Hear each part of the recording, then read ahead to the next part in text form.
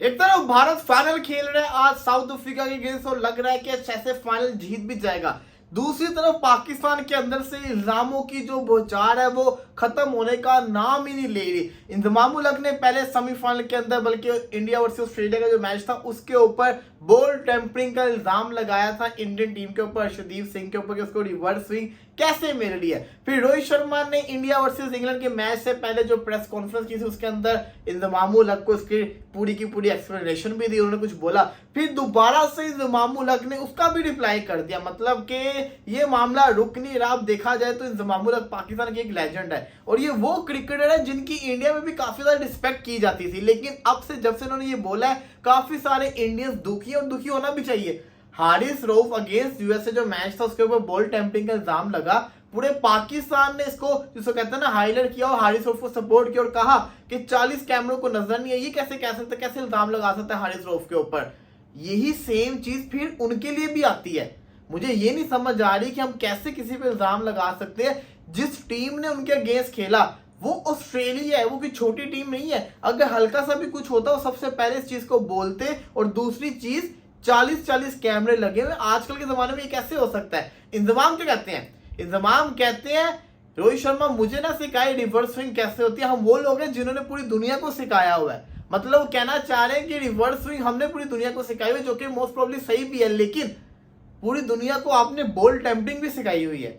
अगर हम हिस्ट्री के अंदर जाएं तो पाकिस्तान की कोई हिस्ट्री अच्छी नहीं है। शाहिद खान अफरीदी किस तरीके से सेब की तरह बॉल टेम्परिंग कर रहे थे खाते हुए, इंजमाम उल हक की कैप्टनसी के अंदर ही बॉल टेम्परिंग भी हुई है। और वो आपको एक मैच याद होगा जिसके अंदर इन्होंने अंपायर ने कहा कि मैं बॉल चेंज करूंगा, पाकिस्तान ने कहा हम नहीं खेलेंगे, अंपायर ने कहा चले मैच खत्म, सामने वाली टीम जीत गई। इसी के साथ साथ वकार यूनुस से भी बॉल टेम्परिंग की हुई, काफी सारे पाकिस्तानी खिलाड़ियों ने बॉल टेम्परिंग की हुई, लेकिन वो पुराना टाइम था।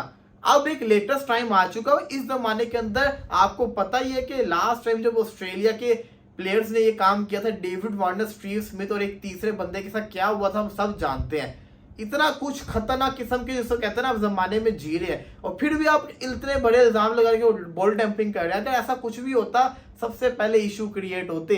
ये मैं पहले भी मैंने कहा था गलत चीज है, मैं अभी भी कह रहा हूँ गलत चीज है, लेकिन मुझे समझ नहीं आ रही कि पाकिस्तान के एक्स क्रिकेटर ऐसे क्यों कहते हैं। पहले जावेद मियां साहब ने एक बात उन्होंने कर दी कि मौत तो बरहक है, जिसको जब आने कभी भी आ जाएगी, चाहे इंडिया आए या इंडिया ना आए, मौत नहीं आना होगा तो आ जाएगा, मतलब इस तरह का उनका बयान था। उसके अलावा देखा जाए तो इंजमाम उल हक के बयान आ रहे हैं, कामरान अकमल कभी कुछ भी बोल देते हैं। तो समझ से बाहर है कि पाकिस्तानी क्रिकेटर्स जो है जो रिटायर हो चुके हैं वो ऐसे बयान क्यों देते हैं, किस वजह से दे रहे हैं, ये समझ से बाहर है। लेकिन अफसोस होता है ऐसा पाकिस्तानी भी कि नहीं बनना चाहिए। देखिए आप जो भी है, अच्छा सबसे मजे की चीज बताऊं क्या है, बयान भी सिर्फ इंडिया पे देते हैं, बयान भी सिर्फ इंडिया पे देते हैं, इंग्लैंड पे नहीं देंगे, ऑस्ट्रेलिया पे नहीं देंगे। ये क्यों होता है, इसलिए होता है, देखिए आपको एक चीज को मानना पड़ेगा, मैं आप लोगों को बता रहा हूँ, ये रियलिटी में बता रहा हूँ। पाकिस्तान जब से बाहर हुआ है ना, पाकिस्तान की टीम जब से बाहर हुई है टूर्नामेंट से, तो बड़ा ज्यादा नुकसान हुआ है। हमारा अपना नुकसान बड़ा ज्यादा हुआ है, हमारी व्यूवरशिप कम हुई है पाकिस्तान के बाहर होने से, क्योंकि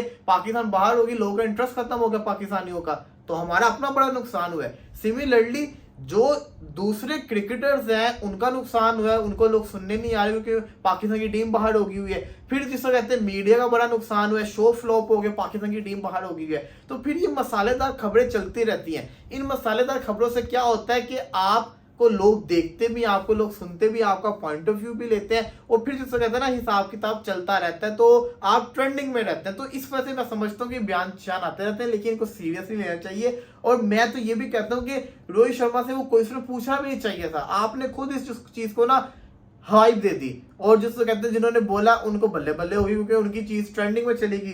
ये क्वेश्चन रोहित शर्मा से पूछा भी नहीं जाना चाहिए, तो रोहित शर्मा को इसके ऊपर आंसर भी नहीं देना चाहिए था, लेकिन रोहित ने दे दिया। अब इंजमाम ने दोबारा से इसके ऊपर जवाब दे दिया। इंजमाम उल हक लेजेंड है, पाकिस्तान के रहे हैं, उन्होंने जवाब दे दिया। अब फिर से क्या पता रोहित शर्मा या कोई और इंडियन उसको जवाब देगा, वो मसाला चलता रहेगा, ये कहानी कहाँ जाके खत्म होगी समझ से बाहर है। लेकिन इसको खत्म हो जाना चाहिए और ऐसे इल्जाम नहीं लगने चाहिए। कल को हमारे बॉलर्स के ऊपर इल्जाम लगेंगे कि ये बॉल टेम्परिंग कर रहे हैं। जो अच्छी बॉल कर रहा है, जो अच्छी परफॉर्मेंस करके दिखा रहा है, उसकी तारीफ करें, उसको अप्रिशिएट करें। खैर इंडिया वर्सेस साउथ अफ्रीका का रात को फाइनल शुरू होगा, माइटी फाइनल है।